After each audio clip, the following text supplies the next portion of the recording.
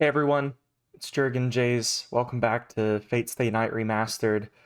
I want to start this off by saying a thank you to someone that had left a helpful comment. It was TRA Samsung 3761. They're telling me that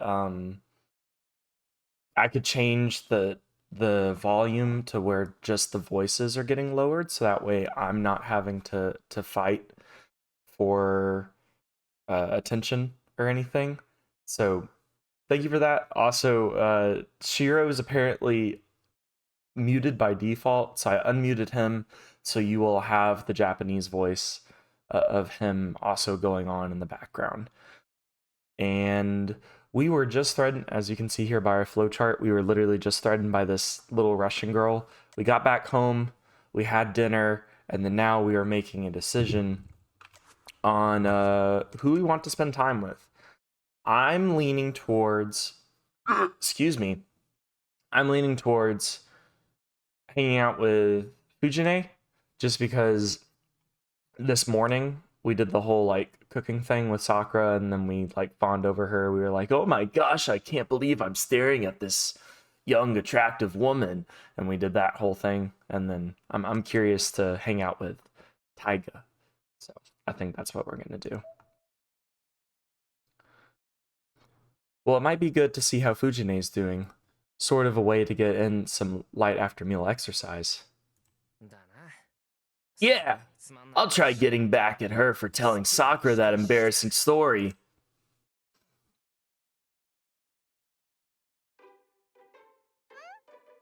Hmm?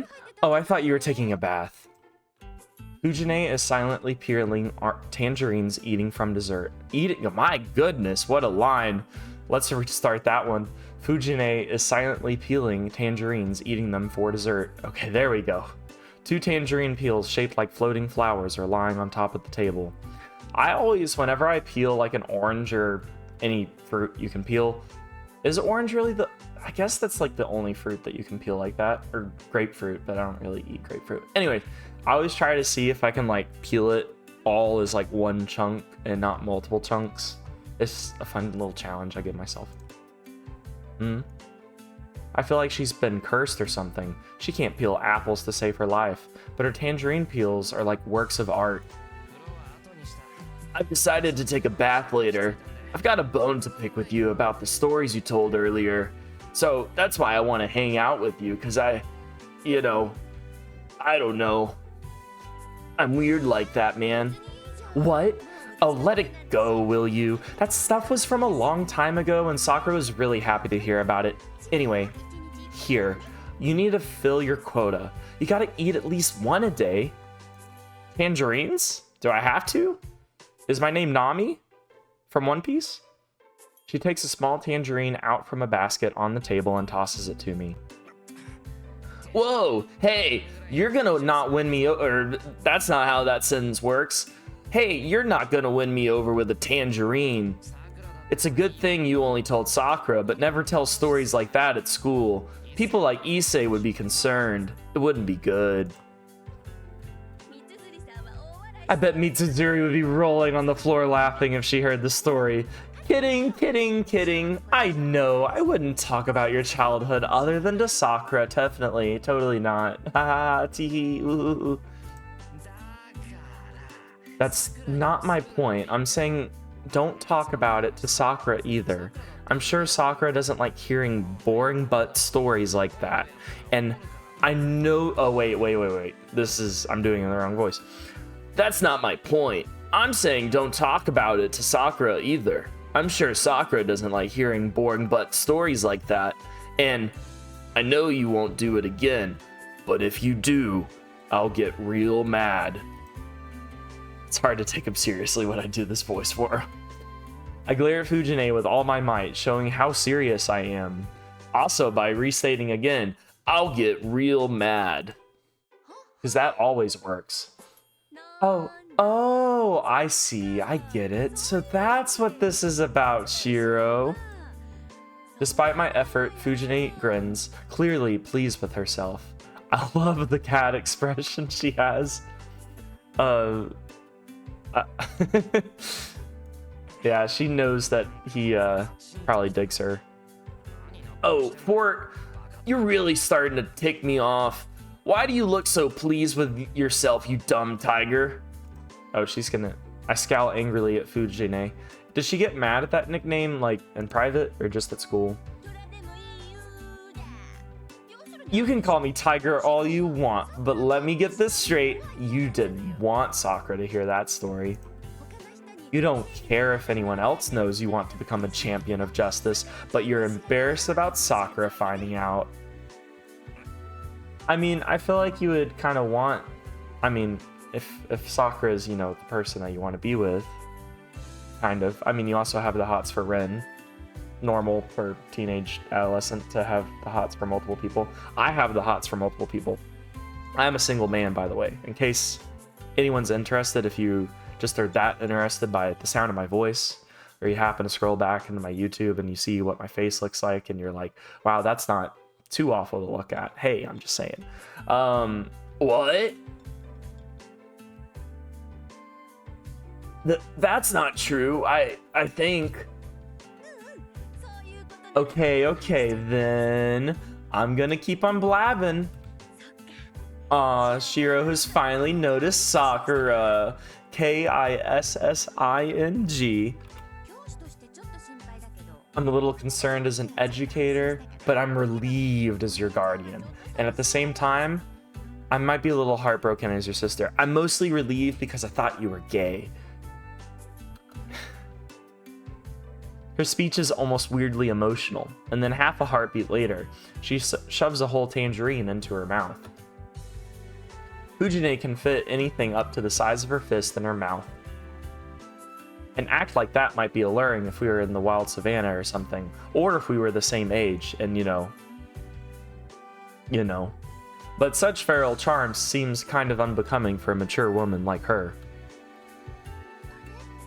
Oh, weren't you taking a bath? In comes Sakura, so I guess I'm hanging out with both of them. Maybe. She heads right into the living room, having finished up with the dishes. Okay, or maybe not. I put it off because there was something I had to talk to Fujine about. Want a tangerine, Sakura? I reach over for the stack of tangerines in a basket. Fujine immediately starts blabbing about, let me tell you about this embarrassing story from when Shirou was in a baby. Not in a baby, but a baby. Be very concerning if he was in a baby. It's unexpected, but the three of us relaxing together after dinner is kind of nice. Oh, Miss Fujimura offered me some already. She saved me. Oh, wait, I forgot the voice. Oh, Miss Fujimura offered me some already. She saved me some just for me, and they were delicious. Sakura doesn't like to eat fresh fruit. She can only eat them if they're cooked or frozen like ice cream. Oh hey, isn't it getting late, Sakura? You need to go to bed so us adults can talk. Yes, I finished cleaning up, so I'll be heading home now. Hopefully weird Russian girl won't, like, stalk you and tell you that you need to hurry up and summon somebody. Got it. I guess it's time for me to go too. Let's go together, Sakura. We'll skip down the road. It'll be fun.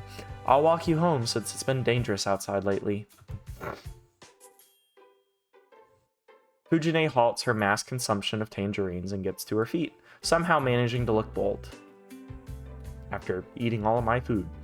The way she gets up gives the impression of a responsible elder. Are you sure? Of course, I'm responsible for both you and Shirou, so I need to make sure you get home safe. You don't mind, right, Shirou? Don't forget to lock up once the two of us leave. Alright, that was a very pointed, like, I'm gonna tell her everything. I'm gonna tell her all of your childhood crushes while we're out there. Got it. As long as you're with Sakura, I won't worry, even if you're attacked by perverts or bears, because we have tons of bears out in Fuyuki. Wait, in Japan, I guess, is there bears in Japan? I know that there's bears here in the States, but not in the area I live in, but don't know about bears. Not sure I can do much against a bear. So Sakura and I will run back tonight, or back here if that happens. Then the two of us will beat the bear up together, and we'll have a bear stew for dinner the next day. The only time I've seen bear cooked properly was in Food Wars. Fujine smiles fearlessly. I've never had bear personally, but yeah. Fujine typically marches to a different beat. A beat so loud and discordant, it wreaks havoc on everything around her.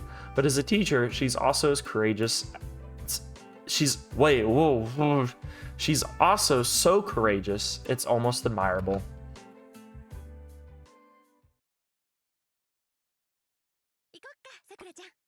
Let's go, Sakura. See you tomorrow, Shirou. Have a good night, Senpai. I'll be here early in the morning, stalking you, waking you up, desperately hoping that one day you'll ask me out. Bye now. Yep. However my voice goes. Oh, this is maybe a little too much. All right. The two leave the mansion. I see them off from the front door, and then I lock the door behind them as instructed by Fujine. Don't want any creepy little white Russian girls to get in here. All right, my little tinker place. And that is how my day ends. Do I get to do magic stuff now? Just before midnight, Shirou and Mia must perform the daily routine of utilizing Magecraft. There we go. Technically, I already used Magecraft today, but this is probably practice. I cross my legs, take my position, and regulate my breathing. I try to empty my mind. I ignore everything around me and turn my focus inward. Trace on! I mutter the familiar incantation, as if putting myself in a spell. No, this is a kind of hypnosis. With no magic crest and no magical knowledge, the incantation I mutter is really just a way to focus myself and change my body. Typically, humans do not have any lines which allow magical energy to pass through their body. To temporarily change my body to create a pseudo version of the lines, I need enough concentration to unify my entire physical and nervous systems. Doesn't Rin have the lines though? Like, cause she referred to like using magic as if it was like a circuit of electricity. So that makes me think that for her, like she already has those lines running through her body, or they are more in line than say what Shirou's is, who struggles to use magic or isn't as skilled. Magecraft is a battle with yourself. For example, I insert a burning steel rod into my backbone. The steel rod itself is the one and only magic circuit I can prepare for myself. By passing this deep within my body and connecting it to the other nerves, I can finally be a mage. Are you not always a mage? This is not a metaphor. And if you look closely, a series of metal rods, which cannot normally be seen or touched, pierce my backbone.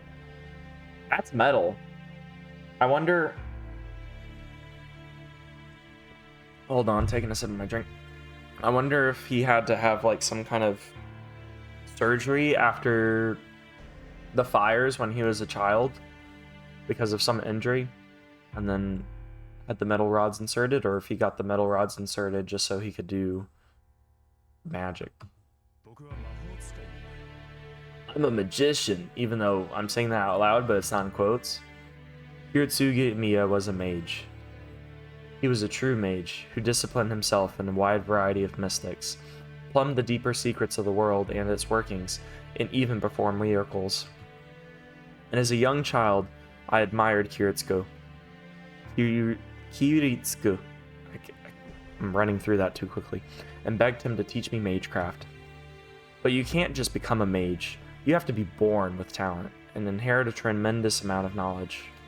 I obviously never had that inborn talent, and Kiritsuko never imparted any knowledge about magecraft to me. I thought you asked him to train you and he did. I was told it wasn't necessary for me. Oh, okay. So he wrote him off. Something like that. So then how did you end up learning the little bit that you do know? I still don't understand what he meant by that. But it didn't matter to me as a child. I always thought learning magecraft would bring me that much closer to being like Kyutsugu. I was blessed neither with talent, that is, an abundance of magic circuits within me. Okay, so yes, talent equals more circuits, which Rin has an abundance of. Nor was generations of magecraft knowledge handed down to me.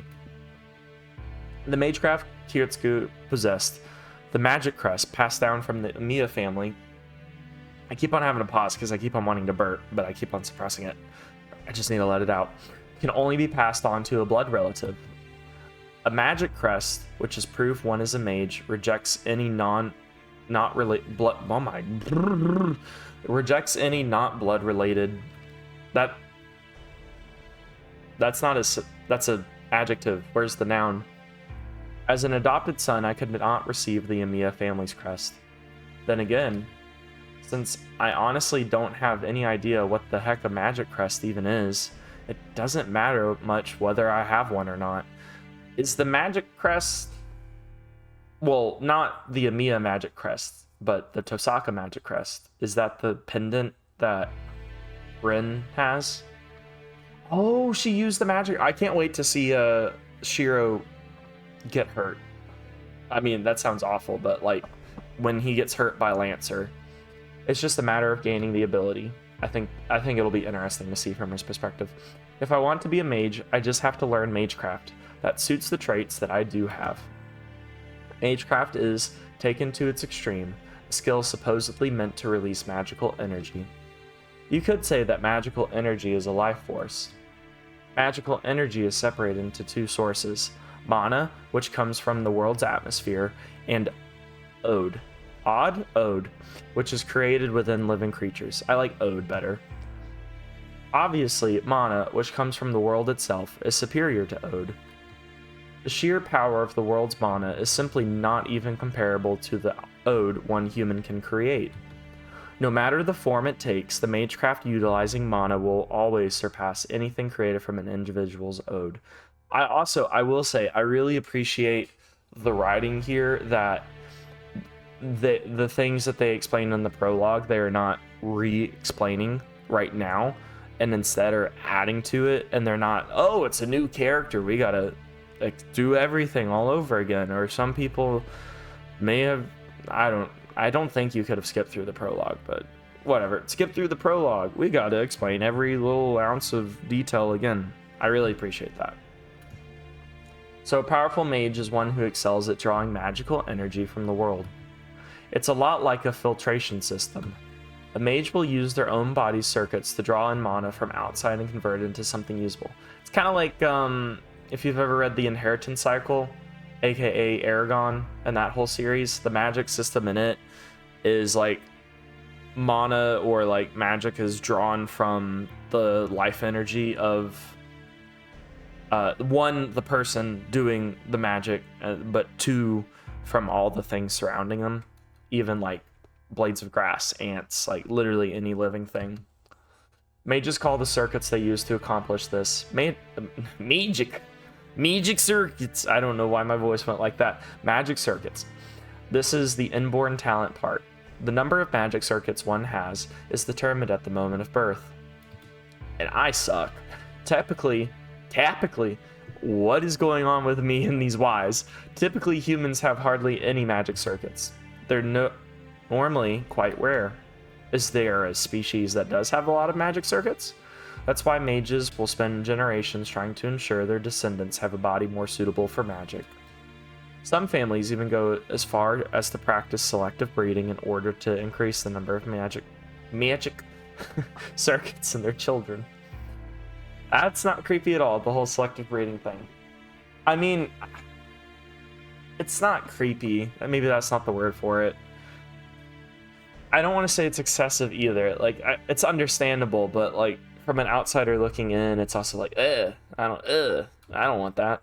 And since I was raised in a normal family, I never had a chance of having much in a way of magic circuits. That left me only one option. According to Kyutsugu, everyone is well suited to one specific form of magecraft. He also said something about drawing out magical energy based on the person's origin, but I never quite understood that part. What I do understand is that even someone like me can use at least one form of magecraft. If I can do that, then maybe I can be like Kiritsugu. And that's why I've only learned this one magecraft. That was 8 years ago. After a lot of thought, Kiritsugu took me on as his disciple, though he never seemed happy about it. I was about to say, he's probably, yeah, dragging you into something that he doesn't want to drag you into. Listen, Shirou. Learning magecraft means leaving behind some common sense. I mean, leaving it all behind. You die when the end comes for you, and you kill when you must. Life isn't at the core of what we do. Death is. Magecraft is walking the path of self-destruction. I guess I knew no fear as a child. I completely forgot the voice I did for his father initially. I don't know if he's gonna come back up a lot. Kiritsugu smiled bitterly, placing a hand atop my head as I nodded enthusiastically. What I'm about to teach you is the sort of thing that could cause conflict. So you should never use it in front of anyone, and you should never forget your training, because it's difficult. Wink, wink, nod, nod. Then again, you don't really need to follow that either. The most important thing is that you always remember that magecraft is to be used for others and not for yourself, and that would make you simply a user of magecraft rather than a mage. I guess Kiritsugu didn't want me to be a mage, but I didn't care about that. I admired Kiritsugu, not mages. As long as I can be the sort of person who lives to help others, like Kiritsugu, on the day of fire and nightmare. Oh, were we about to get a big flashback? No! The fires! My trauma! No, it's coming back to me. I got distracted. I feel the uncomfortable sensation of the iron rod in my backbone moving where it shouldn't. I don't like that. Oh, speaking of, losing control of my breathing now would be fatal. Okay. Why are you doing this? The magic. I keep on doing it, not intentionally. Pseudo magic circuits would overwhelm my body and shred it to pieces. And that would be the end of me. Just drop dead like there. Oop, that'd be it. Shirou Miya would simply be a novice who died because he failed at an elementary step. I mean, you are a novice, regardless if you died at an elementary step or not. I grip my teeth and try to recover my connection. After pain like walking through a storm of needles, the iron rod finally sinks deep within my body and fuses with me. Ooh. I don't like the thought of an iron rod sticking out of my spine. I've been working on this for a little over an hour. And after all that time, I'm finally able to create one pseudo circuit. A circuit capable of creating magical energy using my own self. Basic structure. Analyze. All that's left is to allow the magical energy to flow naturally. Shirou Miya is no mage. He is just the user of magecraft, who can only create magical energy within his body and channel it into objects. You already said that one, bud. And that's why I can only do one thing with this magecraft, which is scan. I'm a robot. Or an X-ray machine, whatever you want to. Composition, analyze. Wait, here's my voice. There we go. Composition, analyze. Enhancing objects. It's just strengthening magecraft, where I apprehend an object structure and channel I'm not doing it on purpose. Magical energy to temporarily reinforce its abilities. Basic structure, alter. I hold a broken iron pipe. I pass magical energy through it to execute the most basic magecraft, to enhance its durability. Passing magical energy into something other than yourself is like mixing poison. My blood is a far cry from the blood of an iron pipe. Forcing an entirely different sort of blood through an object may well destroy it rather than enhance it. Okay. I was about to ask, how do you prevent that? To prevent that from happening, I need to properly understand an object structure and pass magical energy into it between the small vacant spaces. How do you understand an object's like composition / structure? Composition, reinforce.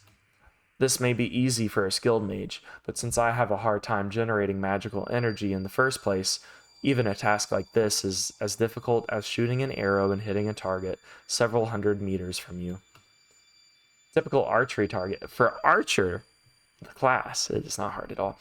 A typical archery target is 28 meters away. Oh yeah, you do know a lot about archery since you used to do Kyudo, something do. So it goes without saying how hard it would be to hit a target at 10 times that distance. He's just constipated. My body temperature suddenly plummets. The fiery pillar passing through my backbone disappears. My lungs seize in desperate need of oxygen. He's like a fish out of water. That hurt my throat to do that. Oh gosh. My back arches in an effort to keep me from passing out. Dang, I failed again. The iron pipe isn't changed. The magical energy I passed into it appears to have dispersed. Dang, adding to something that already has a set form is hard. As hard as this pipe. What I'm attempting to do is like adding an extra brushwork to a completed work of art. Adding something extra to a completed object raises the risk of compromising the object's integrity. Does it explode if you do that? Is it like a pipe bomb? The paintbrush, hoping to improve, may actually devalue the work instead. Which is why, despite its simplicity, strengthening magecraft is so difficult, and not many mages willingly use it. Why are you using it? Why is this the one thing you taught yourself? Is how to do this, which seems to be threatening to end your life, and you're about to have to go do this in the middle of a Holy Grail War, when you could barely do it just sitting here concentrated, just grunting away. You're about to have to do this in the heat of battle. Poor Saber. She could do better. And it's not, he's a great guy. Great guy. Lots of personality, you know? But I really just see ourselves being friends. And it's not that I chose this, but it's really all I can do. It'd be much easier if I could make something from shapeless clay, but a substitute that just recreates its form is all I show and no substance, which explains all the junk around. Whenever I fail at strengthening magecraft, I try to make substitute objects to practice and calm down on, but they all end up empty. I can visualize the structure of an object easily, and I could recreate something very similar, but it's hollow and obviously doesn't function at all. So, has he ever successfully done strengthening? I mean, it seems like he can scan. He knows like the structure of these things well, and he can recreate, but he can't, you know, make the thing better with any success, it seems. I realize I'm absolutely dripping with sweat. Well, yeah, you've been like having a panic attack in the middle of this tarp. If this is as bad as it got, I should consider myself lucky. What happened earlier was really bad. Had I taken even a second longer to recover, my internal organs would probably be mush right now. If only pushing myself to the brink of death helped me improve, there'd be some hope here. But nothing comes that easily. At the same time, fear of death will stand in the way of improving my magecraft. Excuse me. I don't know if y'all heard my little burp. Oopsies! Excuse me! Learning magecraft means courting death at every turn. Even rudimentary, everyday magecraft can spin wildly out of control from a single mistake, ending the caster's life. I feel like if you had skill, this wouldn't be an issue. Maybe you need a get good scrub. The very first thing a mage must do is resolve to accept death. Oh my gosh, okay. We got hardcore here. Hardcore. What is that from? they're not hardcore, but it's like some guys who I do parkour and then just like throws himself and slaps down on the ground. I do parkour, and then I don't know what that's from. Someone please tell me if you know what I'm talking about, or I may just be insane. Kiritsugu always looked sad whenever he brought that up. Maybe it was his way of saying that he didn't want me getting into any of this. Saying one person, or saving, not saying. I can say one person all day, but saving one person, that's a different mean. Not saving, oh my gosh, speak words now, means not saving someone else. Being a hero of justice means you need to be an extremely egocentric person. That was always his line. Oh, that was you. Okay, I should have. Okay, whatever. Kiritsugu always said that whenever I mentioned wanting to be like him. I still don't know what he meant by that. All I'm certain of is that I want to save people, to be a hero of justice, like Kiritsugu Amiya. What's that quote? Saving one person means not saving someone else. Being a hero of justice means you need to be an extremely egocentric person. Does it? Does it? I mean, I don't know. I'm not some hero. But I can't even manage the basics. I'm such an idiot. Such a baka for letting myself get distracted at the most crucial moment. It's not enough for me to just grasp at the object structure visually. A skilled mage would be able to focus only on the crucial areas and efficiently channel magical energy. My dream is to become a hero of justice.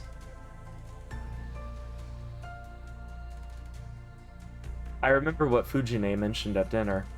I never really thought of that goal as embarrassing or impossible. That Shirou Miya will succeed, Kiritsugu Amiya, has already been decided. That's why I've been doing everything I can, despite how sorely I lack in experience. I don't know exactly what it means to be a hero of justice. But because I don't know, I've trained myself to be the best of my abilities, in hopes I'll be useful to somebody. I haven't taken my eye off that goal these past 5 years, but whenever things go wrong like this, I start to have doubts.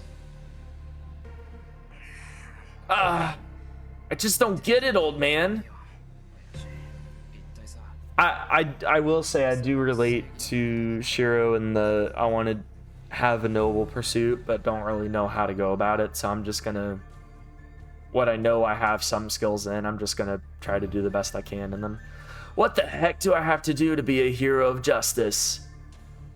I think I'm gonna call it for this episode, and then maybe a big theme for this story, or maybe I'm hoping it's a big theme of this story, is Shirou kind of figuring out what does it mean. Maybe that's his wish. Like if he won the Holy Grail War, maybe his wish is to be a hero of justice.